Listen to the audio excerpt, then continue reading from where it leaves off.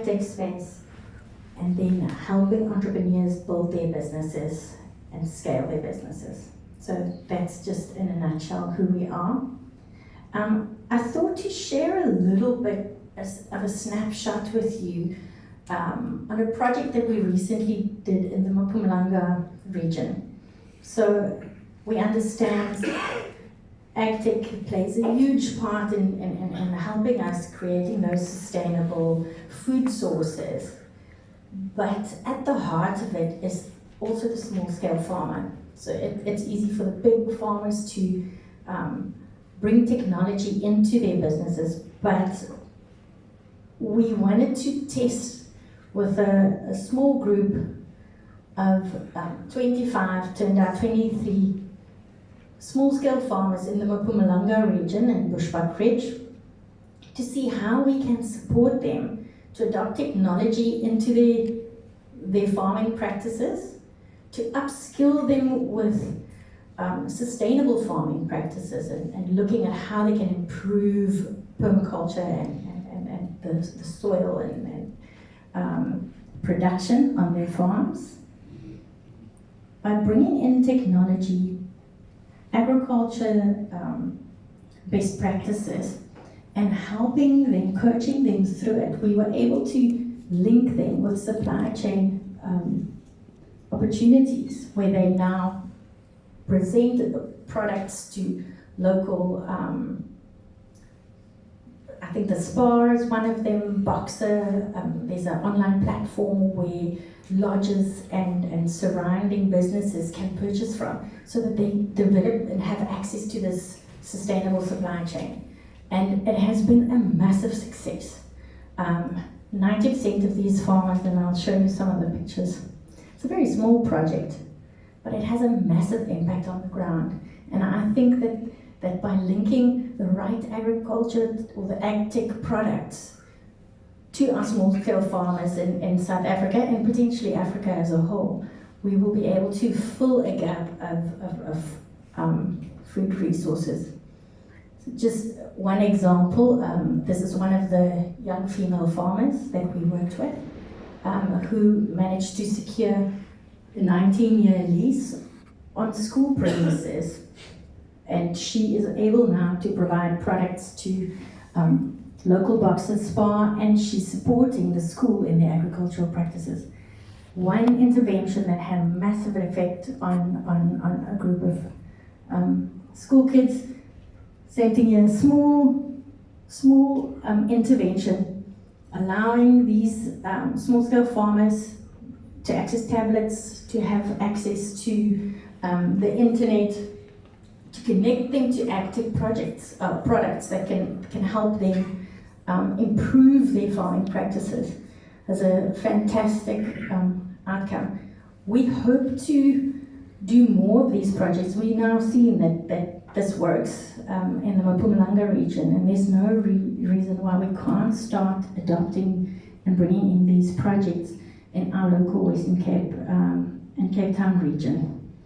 And then because timing is right, and I don't know if you saw the Jobs Fund call that came out, I would like to ask Deepak to join me on stage just to talk to you about an opportunity and like how can we scale this now. We're going to use a little bit of a test case on how it can be scaled and how UVU in our lab and in practice can help support the AgTech sector. Thanks.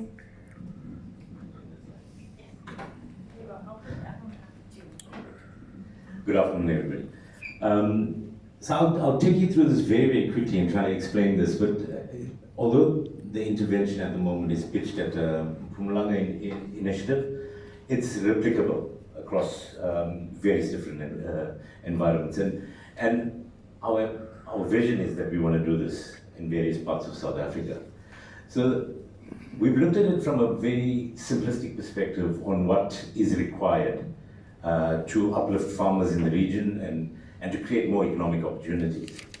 So we looked at a target of roughly supporting 180 farmers, but smallholder farmers and indigenous knowledge holders.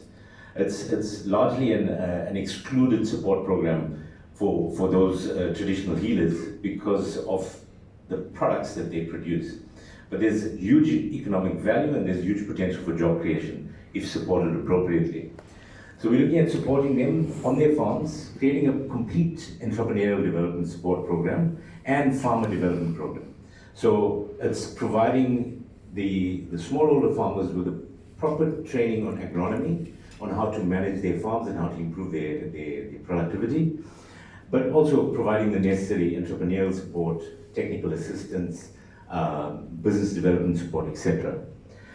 So if you look at it, typically in that region, a smallholder farmer either farms for subsistence or farms to sell to a small local market. So let's use, for example, they're selling fresh produce at a rand value. Now, that is sufficient for them to just sustain the immediate needs, and it's a survival type mentality. And we want to look at how can we not only just create jobs, but we also want to create improve economic activity that can uplift the entire region and not just the family. So one of the key interventions that we want to look at is looking at creating an open access value addition agro-processing facility. And the idea here is that that facility must be multi-purpose and can support various different feedstocks that will allow these farmers and indigenous knowledge holders to beneficiate their products, but also create a standardized product that has a greater value in the market and opens up more market opportunities. Now we are closing. And some of the examples of products that I'm talking about, it's not exhaustive by any means. It's oils, and when I talk about oils, it's cosmetical. So we're looking at the Mpumalanga region. At the event is widely grown, so we would support the extraction of the oil. But once again, and that's why we've got the waste recycling and valorization. From the James mentioned circular economy. Circular economy is central to this entire concept. I'll use the example of a marula product. So typically you harvest a marula fruit, and a particular industry is interested in oil, so they only take in a seed, extract the oil, at and sell the rest. But there's value in fruit pulp. You can produce a liquor, you can produce other products. But also the press cake out of the seed has also got value. So we look at creating an end-to-end value creation of always. So ideally, the silver bullet is that there's no waste of this product. This process, that takes time, but we're designing for that to happen right from the beginning. But at the end of the day, through that agro-processing facility, we've now created an added value product that now sells to the market, a broader market, and probably an international market. Because you've added the science behind it, you've provided the technical background for an indigenous knowledge holder, for example. In that industry, or informal industry, gets a very bad rap. Because it's produced in a non-standard manner, batch-to-batch variability is off the charts. But there is real value in those products that hasn't been demonstrated scientifically. Of the And that's where we want to create an Cape Town environment government, through the skills that is available in representing but also the with our partners mayoral at universities and executive science committee councils, and the entire behind that ecosystem product, so you can of claim departments a broader share of the market. city of Cape Now you have Town a product that is government now selling in in a rand this value times event. 4 to 10, depending on the type of product. And through this entire process, we want to create an end-to-end entrepreneur, not just a farmer, not just a traditional. So somebody that can run a business, run their farm as a proper business. And the net result is going to be that we aim to create roughly about 300 jobs. But I anticipate that if we get this right, we'll probably realize a lot more jobs. Of the We made an assumption Africa that for every and farmer that Green we support, Cape they're going to create an additional 2 jobs in the farm. Cape Town, That North is highly dependent on the size of the farm, so it could be significantly more. And that is what we think is going to be the driver of has improving got rural economy. all the global And we want to replicate this in resolutions, various parts of global South Africa. solutions The opportunity at the moment of is in every Mpumalanga, but we see professional opportunities presentation in the done Western Cape as well, by Aldaren supporting the James various Foss. different agricultural industries and creating those value addition opportunities. We are the So I'm going to ones stop there. Next. that are the service provider to Thank you, Deepak. produce those global network, I think what's global important is solutions the value of partners and for really great bringing economic everyone opportunities and in the value economic chain growth, as a stakeholder to economic follow through and see development what needs to be done. We understand the through opportunity for to the AgTech, for agri-tech value additions through of the the whole agri value world, chain. of the And what a agri great universe, opportunity is here of the in agri South Africa, planet, in Cape Town and Western Cape, all the way from specifically Cape to Town. develop these products. But there's also products readily available. This is And Asia how do we Global. evaluate them and Together we understand conquer which ones would be most beneficial in our universe, circumstances in our corporate space? startup So thank you company very much. It was just a quick of the snapshot. Lamushe I Mushe hope Vamushe this S3 Mark project inspires 143 you 18 to piece look at Empire other Startup projects that we can do Ecosystem together.